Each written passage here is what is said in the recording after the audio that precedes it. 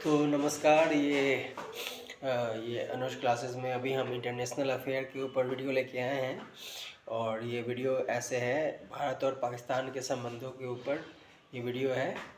Let's begin. देखते हैं। भारत की पश्चिम सीमाएं पाकिस्तान से लगती हैं। पाकिस्तान भारतीय उपमहाद्वीप का भाग है। 1971 में पाकिस्तान का विभाजन हो गया तथा पूर्वी पाकिस्तान आधुनिक बांग्लादेश बन गया। पाकिस्तान के लगभग 20 करोड़ जनसंख्या निवास करती है। इसमें क्षेत्रफल लगभग 7,07,000 वर्ग किलोमीटर है, जहाँ 96% इस्लाम धर्म को मानते हैं। राष्ट्र निर्माण में भिन्नता। भारत पाकिस्तान के मध्य वैचारिक द्वंद्व को समझने के लिए हमें भारतीय स्वतंत्रता संघर्ष के दौरान आरंभ हुई राजनीतिक प्रक्रिया को देखना होगा, क्योंकि अविभाजित भारत के दो प्रमुख राजनीतिक दल कांग्रेस और मुस्लिम लीग यद्यपि ब्रिटिश साम्राज्यवाद के विरुद्ध लड़ रहे थे, लेकिन दोनों ही दलों का भारतीय समाज की बनावट को लेकर दृष्टिकोण एकदम अलग था। वर्ष 1946 के चुनाव में मुस्लिम लीग के अनुसार मुसलमानों को मुस्लिम लीग में ही वोट देना चाहिए, क्योंकि मुस्लिम लीग को वोट देने का मतलब पाकिस्तान को वोट देना है, तब पाकिस्तान को वोट देने का मतलब इस्लाम को वोट देना है। इसलिए मुस्लिम लोग ने मुसलमानों के हितों की रक्षा के लिए एक पृथक राष्ट्र की मांग की, क्योंकि कांग्रेस का दृष्टिकोण बिल्कुल अलग था। वह जिन्ना के द्विराष्ट्रीय के सिद्धांत टू नेशन थ्योरी को स्वीकार नहीं करती थी, बल्कि कांग्रेस द्वारा एक बहुलवादी पंथनिरपेक्ष धर्माज का स्थापना समर्थन किया गया था। इस प्रकार भारतीय उपमहाद्वीप का विभाजन हुआ और कट्टर प्रतिद्वंद्विता के फलस्वरूप पाकिस्तान का निर्माण हुआ और एक ऐतिहासिक आधार भारत पाकिस्तान के संबंधों को आज भी प्रभावित कर रहा है। अतः भारत विभाजन के पश्चात कांग्रेस और मुस्लिम लीग की प्रतिद्वंद्विता भारत और पाकिस्तान की प्रतिद्वंद्विता में परिवर्तित हो गई। स्वतंत्र भारत का आधार लोकतांत्रिक पंथनिरपेक्ष एवं बहुलवादी राज्य के रूप में रहा। पाकिस्तान ने भारत के विभाजन को अपूर्ण मानते हुए यह कहा कि कश्मीर के बिना पाकिस्तान का निर्माण अधूरा है। पाकिस्तान ने कश्मीर लेने के लिए सैनिक सरकार को प्राथमिकता प्रदान की, इसलिए पाकिस्तान में लोकतंत्र की प्रक्रिया कभी प्रभावी नहीं हुई। पाकिस्तानी विदेश नीति में भारत विरोध को मूल आधार बनाया गया। पाकिस्तान ने यह भी कहा कि भारत पाकिस्तान का स्वतंत्र अस्तित्व नहीं देखना चाहता। दक्षिण एशिया शक्ति संतुलन की दृष्टि में भारत केंद्रित क्षेत्र है, क्योंकि भारत का आकार और जनसंख्या पड़ोसी देश की कुल आकार और जनसंख्या से बहुत ज़्यादा है, लेकिन पाकिस्तान इसे मानने के लिए तैयार नहीं है।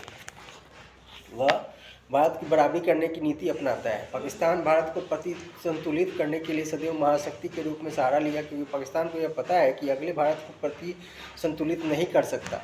शीत युद्ध के दिनों में पाकिस्तान ने पहले अमेरिका का सहारा लिया, फिर अमेरिका और चीन का प्रयोग करके भारत के विरुद्ध कार्य किया। शीत युद्ध में ही पाकिस्तान चीन का इस्तेमाल भारत के विरुद्ध कर रहा है। पाकिस्तान में लोकतंत्र की विफलता के कारण पाकिस्तान को विभाजन भी हो गया, परंतु पाकिस्तान के अनुसार इसके लिए भी भारत उत्तरदायी है। अभी भी बलूचिस्तान में उत्पन्न समस्या के लिए वह भारत को दोषी मानता है, जबकि पाकिस्तान की समस्या उसको आंतरिक है। पाकिस्तान में बढ़ता तालिबानीकरण उसके राष्ट्र निर्माण के त्रुटिपूर्ण तरीके का परिणाम है। पाकिस्तान में लोकतंत्र की बहाली के बाद सेना सबसे शक्तिशाली है तथा वही वास्तविक शक्तियों का प्रयोग करती है। पाकिस्तान का दृष्टिकोण। ऐतिहासिक रूप में पाकिस्तान विदेश नीति के अनुसार पाकिस्तान के लिए भारत सुरक्षा का सबसे बड़ा खतरा है। पाकिस्तान यह भी मानता है कि भारत ने विभाजन के समय पाकिस्तान को उसका वास्तविक हिस्सा प्रदान नहीं किया। इससे लेकर बेहतर उदाहरण मुस्लिम लीग कश्मीर क्षेत्र का भारत भाग बलपूर्वक नियंत्रण में है। इसी असुरक्षा की भावना को ग्रस्त होकर पाकिस्तान ने सदैव भारत को बराबरी करने की विदेश नीति को अपनाया। पाकिस्तान के अनुसार उपमहाद्वीप में भारत के विभाजन को भारत ने स्वीकार भी नहीं किया। भारत के अनुसार कश्मीर का कोर मुद्दा है, इसके हल के बिना भारत के साथ अन्य क्षेत्रों में सहयोग असंभव है। 1965 का युद्ध। अक्टूबर 1947 में पाकिस्तान के द्वारा कश्मीर पर काबैली आक्रमण किया गया और पाकिस्तान ने कश्मीर के लगभग 1/3 भाग पर नियंत्रण कर लिया, जिसे पाकिस्तान अधिकृत कश्मीर के रूप में जाना जाता है।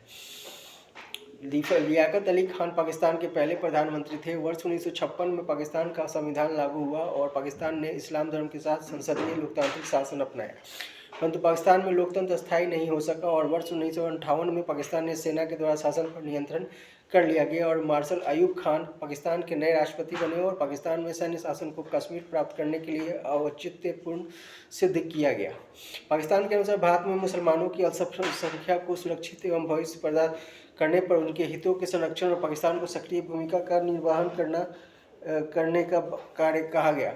इसी भारत विदेशी नीति एक भारत की बराबरी करने के कारण पाकिस्तान ने एक और चीन के साथ मित्रता की और दूसरी ओर अमेरिका के द्वारा प्रायोजित सैन्य गठबंधन सिएटो एवं सेटो का सदस्य बना। सिएटो एवं सेंटो का सदस्य बना। पाकिस्तान विदेश नीति ने सेना, राजनीतिक दलों एवं कट्टरपंथियों के मध्य सत्ता के लिए सदैव खींचतान देखी जाती है। इसलिए सैन्य शासकों और अभिजात वर्गों ने पाकिस्तान में भारत विरोध के नाम पर सदैव अधिनायकवादी एवं निरंकुश सरकार का शासन का प्रयोग किया गया है। पाकिस्तान की विदेश नीति में लगभग 1960 के दशक में कश्मीर के मुद्दे पर प्रभावी रणनीति अपनाई गई तथा 60 के दशक में ही जैसे ही भारत चीन के रिश्ते बिगड़ने शुरू हुए, उसी समय चीन पाकिस्तान ने संयुक्त रूप में भारत विरोधी नीति अपनाई। यद्यपि इसी संदर्भ में विशेषज्ञों का यह भी मानना है कि शीत युद्ध की विश्व राजनीति में पंडित जवाहरलाल नेहरू के पश्चात अमेरिकी विदेश नीति ने कश्मीर मुद्दे पर पाकिस्तान से समझौता करने के लिए भारत पर दबाव बनाया था, लेकिन भारतीय विदेश नीति ने इस दबाव को अस्वीकार कर लिया गया। यहाँ यह ध्यान देने योग्य बिंदु है कि जहाँ अमेरिका दक्षिण एशिया में भारत के पाकिस्तान दोनों देशों के साथ चीन के साथ विरुद्ध मोर्चा बनाना चाहता था, वहीं दूसरी ओर सोवियत संघ का भी दबाव था कि भारत और पाकिस्तान दोनों देश उसके मित्र बन जाए। चूँकि वर्ष 1962 में सोवियत संघ और चीन के बीच उसरी नदी पर सीमा विवाद के मुद्दे को लेकर झड़प हुई, वर्ष 1960 का दशक भारतीय विदेश नीति में चुनौतीपूर्ण था, क्योंकि पंडित जवाहरलाल नेहरू की मृत्यु के पश्चात चीन युद्ध तथा देश में सूखा पड़ने पर लाल बहादुर शास्त्री के नए नेतृत्व के रूप में उभरने का कारण पाकिस्तान में भारत को एक कमजोर एवं अशक्त देश मानकर वर्ष 1965 में आक्रमण कर दिया। 1965 में दोनों देशों के बीच कच्छ के रण के मुद्दे पर विवाद उत्पन्न हुआ और पाकिस्तान ने कच्छ में भारत पर आक्रमण किया और कश्मीर को भी भारत पर हमला कर दिया गया। जवाब में भारत ने लाहौर और पाकिस्तान पर हमला किया।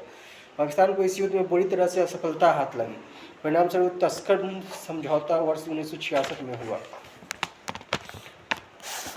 ताशकंद समझौता, इस समझौते का मूल प्रावधान निम्नलिखित है। भारत और पाकिस्तान में अच्छे पड़ोसियों के रूप में संबंध स्थापित करने का प्रयास करेंगे तथा वे एक दूसरे के विरुद्ध बल प्रयोग नहीं करेंगे तथा विवादों का निपटारा शांतिपूर्ण ढंग से करेंगे।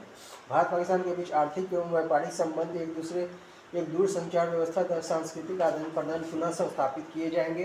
दोनों देशों के बीच सामान्य राजनीतिक संबंध बहाल किए जाएंगे तथा दोनों देशों के उच्चायुक्त अपने अपने पदों पर पुनः कार्य करेंगे। युद्ध बंदियों को अदला बदली की जाएगी। दोनों देश के संबंधित अन्य मामलों को सिफारिश करने के लिए भारत पाकिस्तान संयुक्त दल की स्थापना होगी। भारत और पाकिस्तान के मध्य ऐतिहासिक समझौता बहुत दिनों तक कायम नहीं रह सका। परिणाम स्वरूप भारत और पाकिस्तान के मध्य फरक्का बांध को लेकर विवाद हुआ। पाकिस्तान का विभाजन, पाकिस्तान ने सैनिक शासन के विरोध में धीरे धीरे आवाज़ उठने लगी। 1969 में सैनिक विद्रोह के अंतर्गत जनरल अयूब खान ने फील्ड मार्शल अयूब खान को सत्ता से हटा दिया। याहया खान ने फील्ड मार्शल अयूब खान को सत्ता से हटा दिया। पाकिस्तान ने अयूब खान वर्ष 1958 से ही शासन कर रहे थे। पाकिस्तान ने लोकतंत्र की बहाली को मांग को जोर पकड़ने लगी। पश्चिम पाकिस्तान में जुल्फिकार अली भुट्टो ने लोकतंत्र के आंदोलन को आगे बढ़ाया तथा पूर्वी पाकिस्तान में मुजीबुर रहमान ने लोकतंत्र का समर्थन किया। परिणाम स्वरूप 1970 में याहया खान ने पाकिस्तान में चुनाव की घोषणा की एवं चुनाव के बाद मुजीबुर रहमान को पूर्वी पाकिस्तान में बहुमत प्राप्त हुआ। पश्चिमी पाकिस्तान में भी अच्छी सीटें मिली, जिससे उन्हें पाकिस्तान की संसद में पूर्ण बहुमत प्राप्त हुआ। परंतु जुल्फिकार अली भुट्टो और याहया खान के आपस में मिलकर मुजीबुर रहमान को पाकिस्तान को प्रधानमंत्री बनाने से रोकने का प्रयत्न किया गया।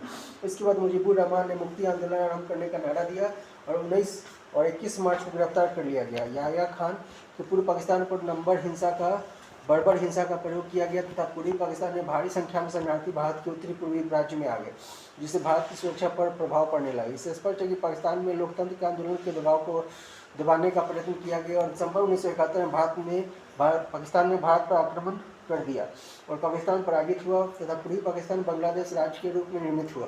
यह पाकिस्तान के द्विराष्ट्रीयवाद के सिद्धांत को भी खंडित कर देता है।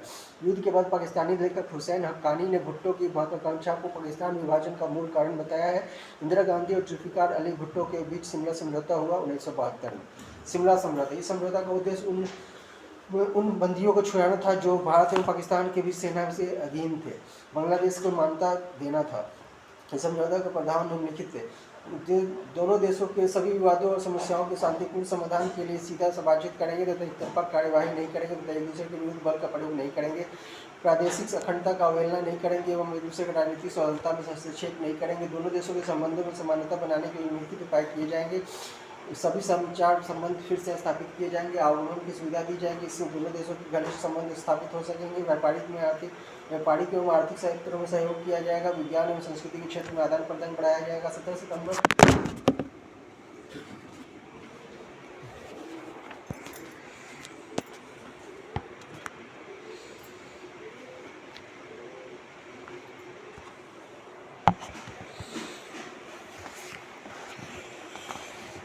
17 सितंबर 1971 को युद्ध विराम रेखा को नियंत्रण कर LOC की मान्यता दी जाएगी। स्थायी शांति के हित में इस बात पर सहमति हुई कि भारत और पाकिस्तान की सेनाएं अपने अपने क्षेत्रों में वापस आ जाएंगी।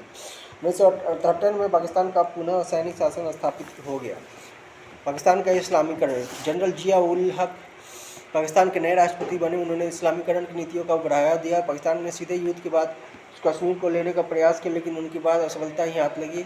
इसलिए 1980 के दशक में कश्मीर मुद्दे पर पाकिस्तान की अनेक रणनीतियों का प्रयोग किया गया। पाकिस्तान ने कश्मीर मुद्दे को विश्व के प्रत्येक मंच पर उठाया तथा इस मुद्दे को अंतर्राष्ट्रीयकरण करने का प्रयास किया। पाकिस्तान ने अब भारत में कश्मीर एवं पंजाब जैसे क्षेत्रों में आतंकवादी गतिविधियों को समर्थन देना शुरू कर दिया। भारत के विरुद्ध एक छद्म युद्ध की शुरुआत की। पाकिस्तान ने भारत की बराबरी करने के लिए अपने सैन्यकरण को प्रभावी बनाने के लिए परमाणु हथियारों का निर्माण भी करने की कोशिश की।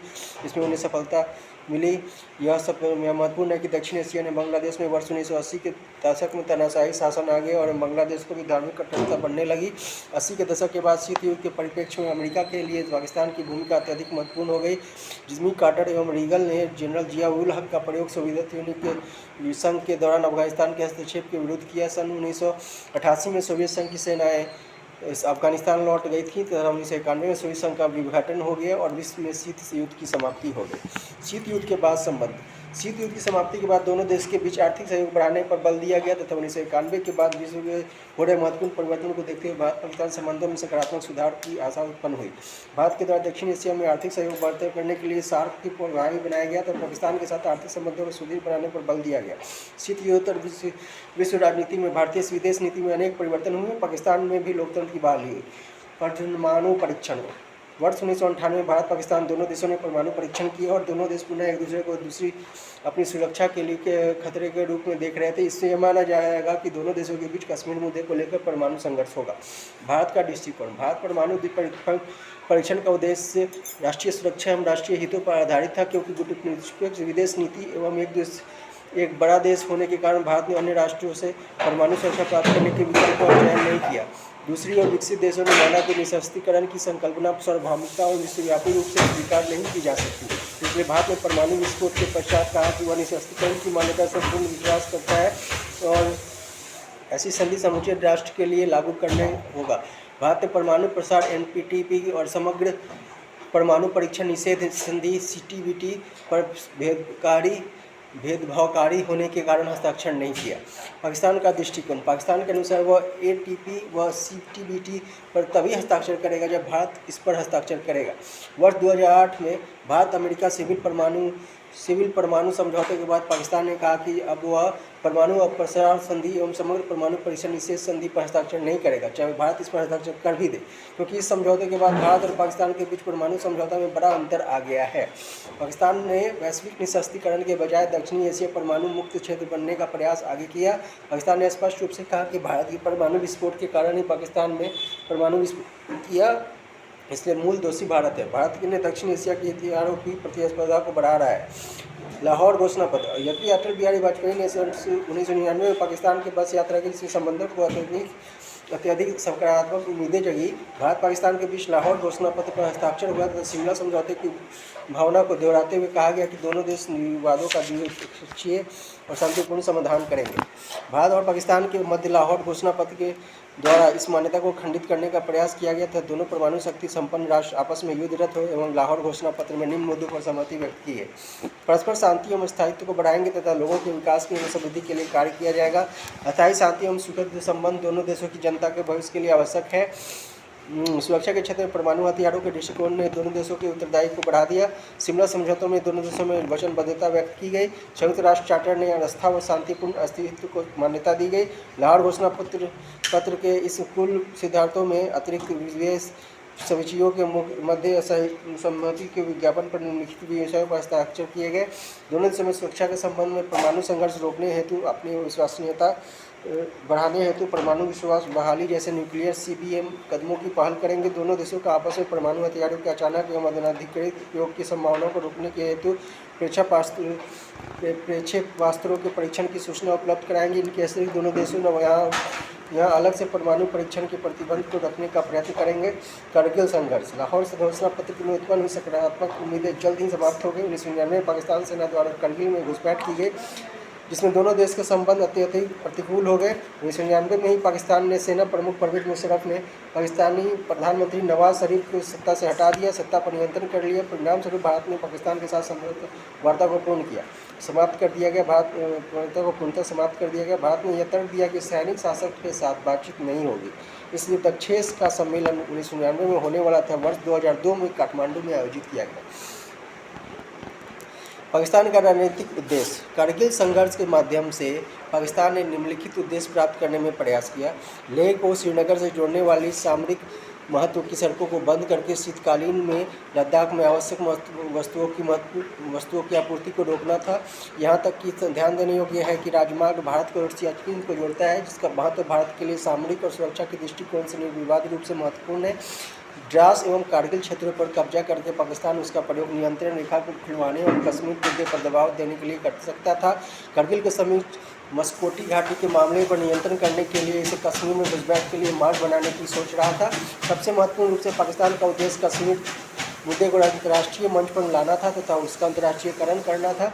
पाकिस्तान चुंग घाटी, बालाटिक और तुर्तुक क्षेत्रों की पहाड़ियों पर कब्जा करने के लिए और सियाचिन से पीछे हटने के लिए मजबूर करने की रणनीति बना रहा था। कारगिल मुद्दे पर भारत को अप्रत्याशित समर्थन प्राप्त हुआ।